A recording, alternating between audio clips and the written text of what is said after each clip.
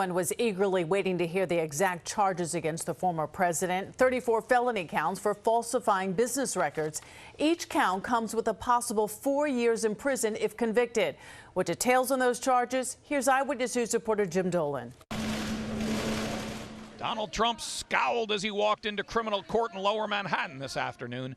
But inside the courtroom, the former president, who has railed against the DA and the judge, was subdued as the state began to make its case against the first former president ever indicted on criminal charges. One of the 3 people that they paid to keep quiet was a woman named Stormy Daniels. Manhattan District Attorney Alvin Bragg has now charged the former president with 34 Class E felonies, all related to falsifying business records in connection with hush money he says was paid by Trump to 3 people. $130,000 paid to porn star Stormy Daniels to cover up their afternoon of sex.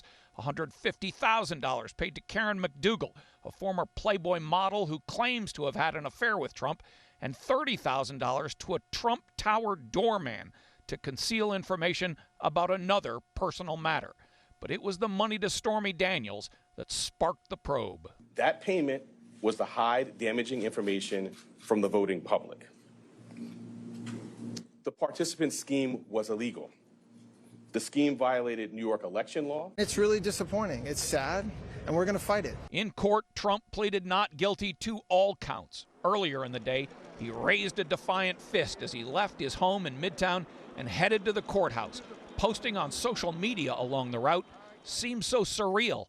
Wow, they are going to arrest me. Can't believe this is happening in America." But it did. And at the courthouse, he surrendered to the district attorney and was fingerprinted and booked before the arraignment. The first steps in a long journey toward an eventual trial. The district attorney has turned what is actually a completely political issue into a political prosecution, and it's not a good day. It'll be interesting as the weeks and months here progress to see what the actual evidence is, not the information that's out in the world, but what the evidence is, who the witnesses will be. Mr. Trump, you'll remember, predicted death and destruction if he was indicted. He was indicted, but the death and destruction have not followed. Protests in the city were, like the president in court today, muted. Still, there's plenty of time.